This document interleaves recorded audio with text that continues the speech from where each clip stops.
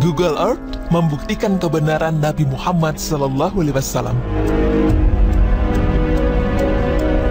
Pemirsa beriman, tidak ada manusia yang dapat menarik garis lurus di permukaan bumi antara dua kota yang berjauhan kecuali dengan bantuan peta yang terperinci. Namun, dahulu kala sekitar 1400 tahun yang lalu, ada seseorang yang telah melakukan hal ini meski semua ilmu pengetahuan tadi belum ada.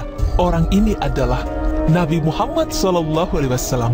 Seperti apakah pembuktian yang dilakukan Google Earth terhadap perintah Nabi Muhammad SAW? Perintah Allah Subhanahu wa Ta'ala Masjidil Haram sebagai kiblat. Diriwayatkan bahwa Allah Subhanahu wa Ta'ala telah memerintahkan bahwa umat Islam harus menghadap ke arah Ka'bah di Masjidil Haram Mekah. Kemudian sejak saat itu Islam pun menyebar. Setelah kemenangan Fatih Mekah, banyak orang yang datang dan masuk Islam. Rasulullah SAW mulai mengirim guru agama kepada orang-orang untuk mengajarkan mereka tentang Islam. Salah satu dari mereka adalah Wabir bin Al-Khazi Yohanes, yang oleh Rasulullah SAW ditugaskan ke Yaman. Ia diperintahkan untuk mengajar orang-orang Yaman dan membangun masjid Sana'a agar menghadap ke arah Jabal Edain. Sekarang jika kita menggunakan Google Earth dan menarik garis lurus dari masjid Sana'a ke kiblat yang ada di Mekah, ternyata akan melewati puncak Jabal Edain dan akan berakhir di tengah Ka'bah di Masjidil Haram Mekah. Pertanyaan kini adalah, bagaimana bisa seseorang di 1400 tahun lalu telah menunjukkan arah yang tepat untuk Ka'bah dari sebuah kota yang sangat jauh tanpa menggunakan alat bantu seperti sekarang ini? Penjelasan Google Earth tentang kebenaran Rasulullah SAW.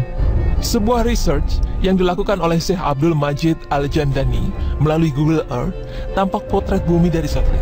Dan foto tersebut menampilkan wilayah Sana'a dan kemudian di zoom in sehingga tampak sebuah masjid besar yang di belakangnya ditemukan Masjid Sana'a yang dibangun atas perintah Rasulullah SAW yang sekarang dibatasi oleh batu mulalama seperti yang digambarkan Rasulullah SAW dari dekat. Dalam video itu, kita dapat melihat pilar Masmorah yang dipelihara penduduk Yaman dan tepat di seberangnya adalah pilar lain yang disebut Mangurah. Kemudian ditampilkan penampakan kiblat dari arah luar masjid. Setelah itu tampak masjid yang berada di antara menara-menara yang setelah di zoom out terlihat wilayah Sana'a dengan Masjid Agung di pusatnya. Kemudian kita diajak untuk melihat foto satelit Gunung Dain sehingga bergeserlah foto satelit bumi itu ke arah barat laut atau ke arah gunung yang dimaksud Rasulullah SAW, di mana ia memerintahkan kepada Wabir ibnu Yohanes untuk mengarahkan kiblat masjid ke arah Gunung Dain dan untuk membangun masjid di kanan dari Gunung Dain. Kemudian video di zoom in sehingga tampak jelaslah puncak Gunung Dain. Dan sekarang di atasnya terdapat camp militer dengan sebuah stasiun pemancar televisi. Lalu video berputar sedemikian rupa sehingga kita melihat puncak Gunung Dain secara horizontal. Tampaklah puncak Gunung Dain beserta jalan yang menghubungkannya dengan Sana'a dan distrik Amran. Setelah itu kita diajak kembali ke foto satelit wilayah Sana'a sehingga kita dapat memulai dari masjid yang dibangun atas perintah Rasulullah SAW. Dibuatlah semacam garis khayal yang dimulai dari kiblat masjid Sana'a yang mengarah ke Gunung Dain. Garis dari kiblat masjid Sana'a ditarik ke arah puncak Gunung Dain dan tampak garis itu melalui camp militer.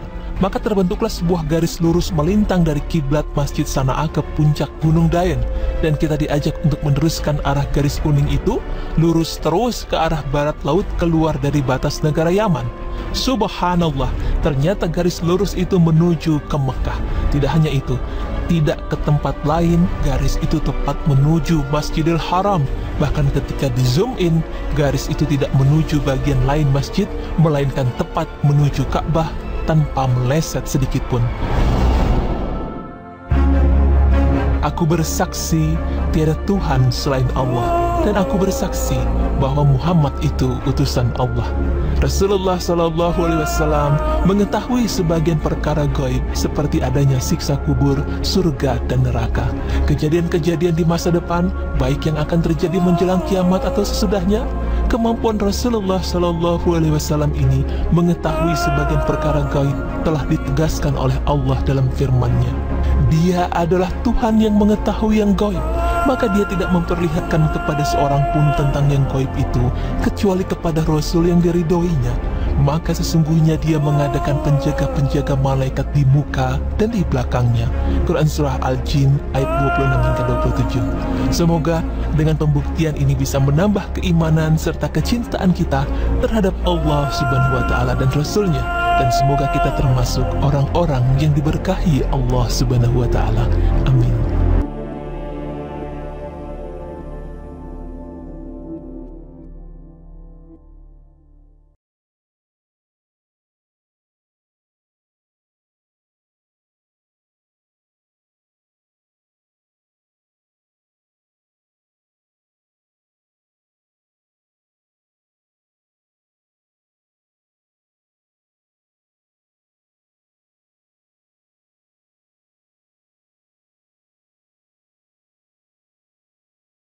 Bagikan video ini ke teman dan keluarga Anda. Semoga bermanfaat serta menambah wawasan dan iman kita kepada Allah Subhanahu wa Ta'ala.